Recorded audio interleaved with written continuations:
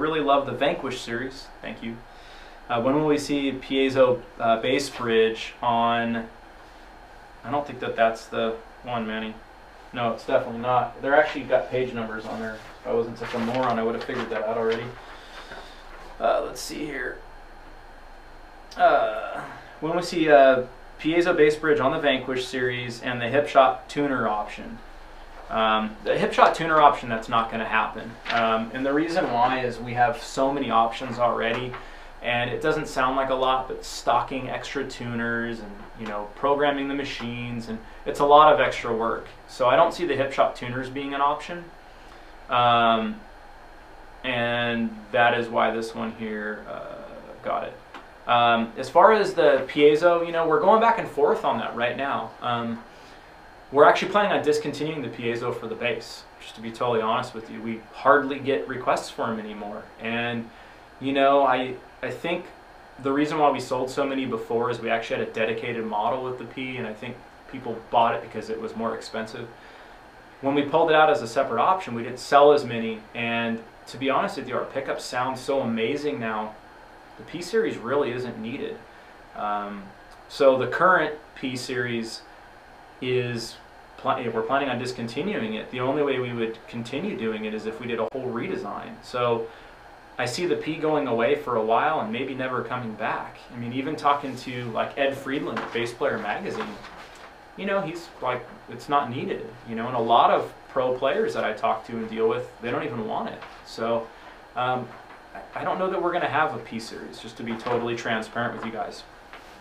Why don't I own a Carvin Bolt 7 yet? It's because we don't have one. So as soon as we do, though, Matt, I'm counting on you placing the first order. How about that?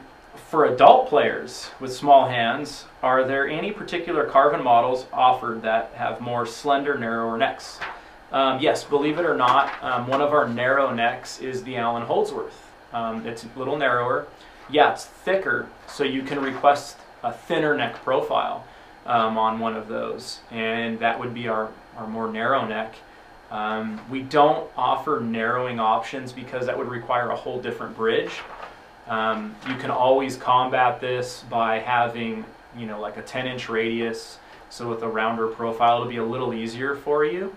On the top of the fingerboard, you know, a flatter is going to be typically a little harder for smaller hands. You can also get the thinner neck profile, that'll help. Another thing that a lot of players maybe don't realize is if you get a tongue whale neck, the neck's going to be thinner because we're not putting the primer and then the clear coat on. So the neck is actually thinner, not at the starting point, but at the ending point the neck ends up thinner. So if you're really concerned about neck thickness, definitely go with the tongue whale neck. 10-inch radius too, especially if you do a lot of chording, not a lot of single note playing, then, you know, 10 is going to be the way to go.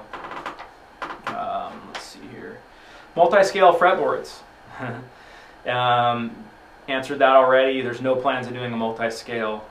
They're definitely cool, but even a lot of the pro guys that I know, nobody plays them. So I'm not saying it's a fad and it's not going to be around, but we don't have a plan of doing a multi-scale at this point. We've, you know, seen a few, but we haven't even looked into it. I've got to keep my water there so I can keep going. Possibly a 9-string model? No, we have no plans on doing a 9-string model. Left-handed models of Kiesel guitars, perhaps options for scallop fretboards. Again, my guy preparing my notes here, Mr. Manny. Scallop fretboards, answered that already, no. And left-handed models of Kiesel guitars. We offer all of our guitars left-handed, with the very rare exception of like the Lee McKinney, because they don't build a piezo series Floyd that's left-handed. So there's a few guitars we don't do left-handed, but for the most part we do all of them left-handed. Custom fretboard inlays, answered that last time. Nope, not planning on doing that. Can you please go back to wholesale? It's just as cheap and way more easier, please. I don't know what that means. We've never done wholesale, so I don't understand that one. Let's see here. Are the strings you ship with 10s, and if I put 9s, do I have to lower or change the settings of the strings. Yes, we do ship typically with 10s. You can request 9s. I would definitely recommend that. In some cases, you can just throw 9s on there and be okay, but other cases, you're going to have to, reset up the guitar. For one, the tension's different too, so you'll probably have to do a little truss rod tweak on it.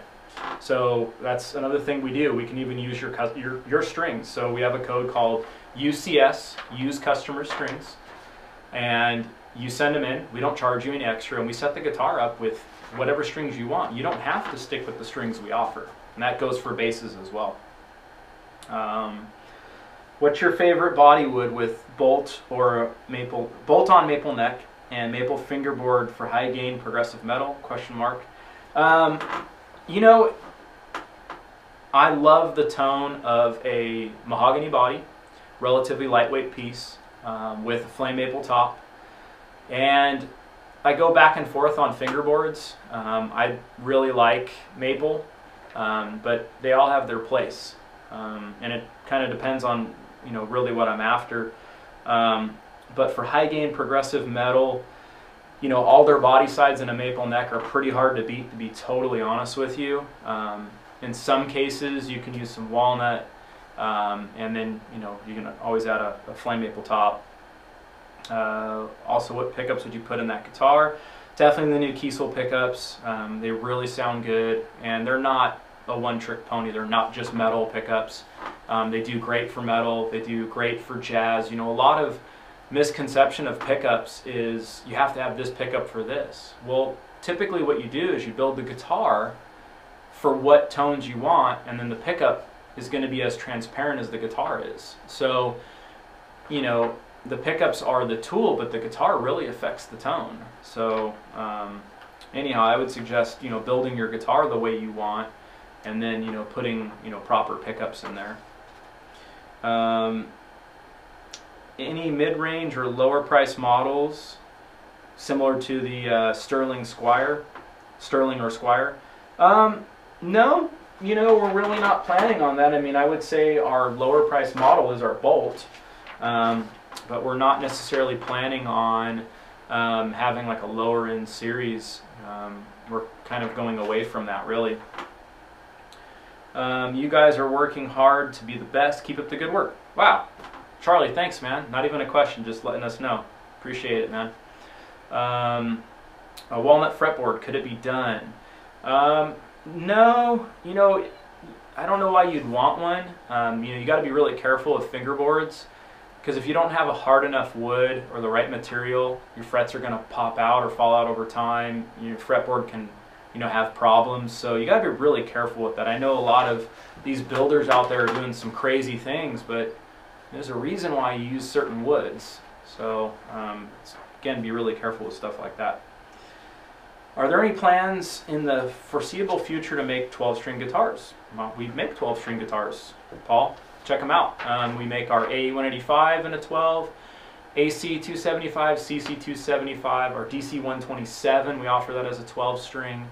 I think those are the models. So we have solid body electric, and we have some acoustic electric models. Let's see here. Wow, this one's got like 6 questions in one. You have a serious connection in the bass market above the 2K mark. You have a serious opportunity to decimate that. One, offer great single cut body shape, not the Gibson Les Paul style. Look at these other brands.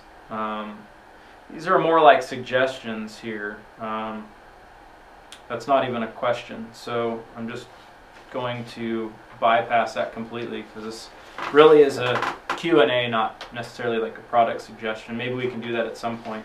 Single cut basses are cool though. I do like those. I don't care for the single cut bolt-on necks. I really don't see the point, but I do like single cut neck throughs. When will you cater to modern basses? Oh, this is this person here. Yeah, so this is again, product suggestion, not necessarily a question. All right, let's go to the next one here.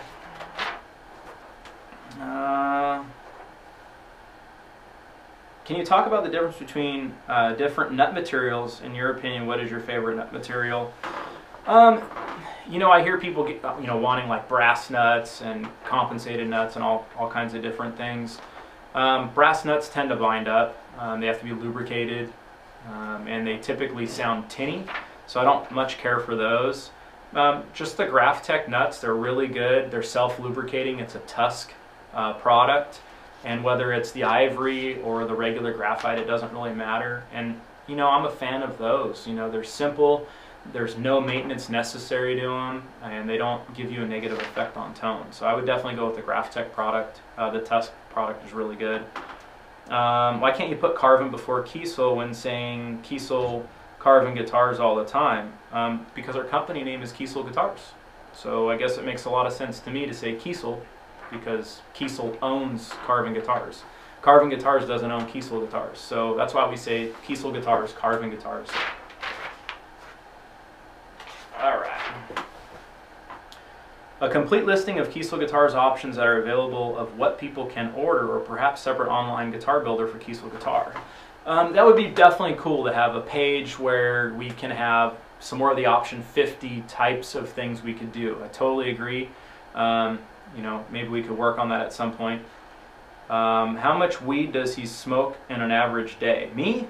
Wow, I don't smoke weed at all. That's crazy. I've actually been sober for just over 3 years. March 30th, April 1st was my 3-year anniversary from drinking. But smoking weed, I mean, that's been since I was a kid, you know, high school days. So we're talking 20 years ago. Just so you know, these are the new questions. Oh, so these are the new questions. So that last question, so we ended our first series off, how much weed does he smoke in an average day? That's awesome, Will. I don't smoke any weed. How much weed do you smoke in an average day? Anyway, so we're getting on to the brand new questions. So what I'll do is I'm going to go ahead and sign off on this one. So this completes the first series. And go ahead and watch the next video for the next series. Thanks for watching, guys.